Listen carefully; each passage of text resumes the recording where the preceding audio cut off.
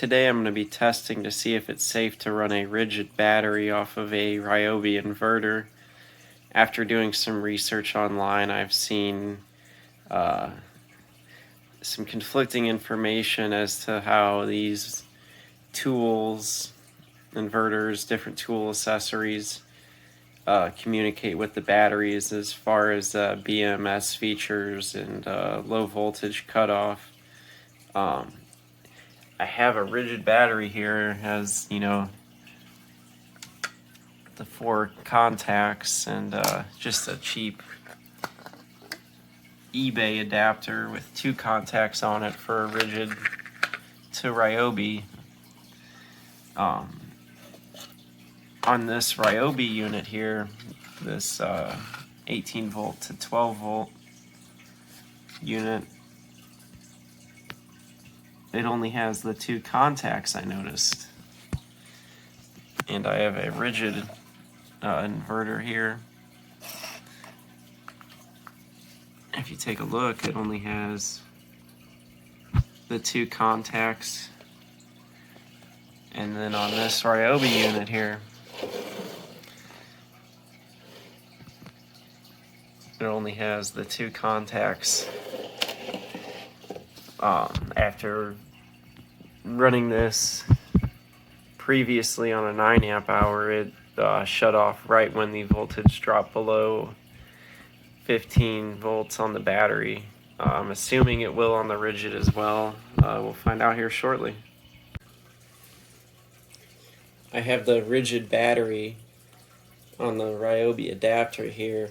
We're going to try and pull a mostly consistent 300 watts out of this inverter, run on this battery, and we'll see if it shuts off on its own, and we'll see if it can hold that load until voltage cutoff. If it does that, it is fully charged.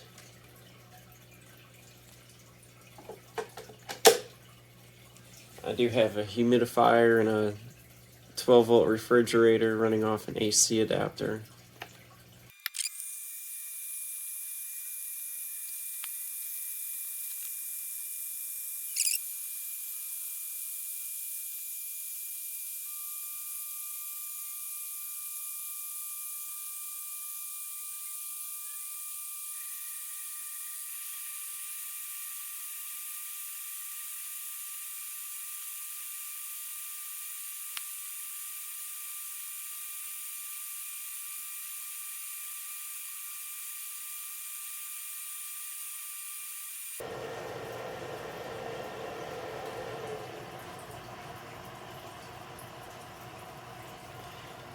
So we got over 11 minutes of runtime out of a Ridgid 4 amp hour battery.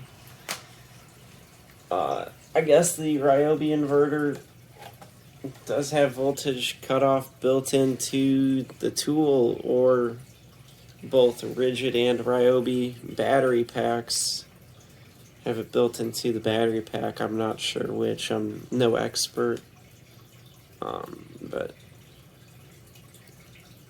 was able to drain to a safe level on the Ryobi tool.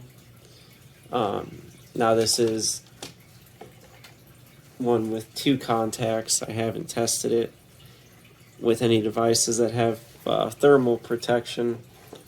I can't speak on anything like that. I know these adapters only have the 2 contacts here, no thermal protection. Let me know if you guys have any other ideas, any other tests you want me to run on this thing. I have other tools and devices as well, so just leave a comment. Thanks.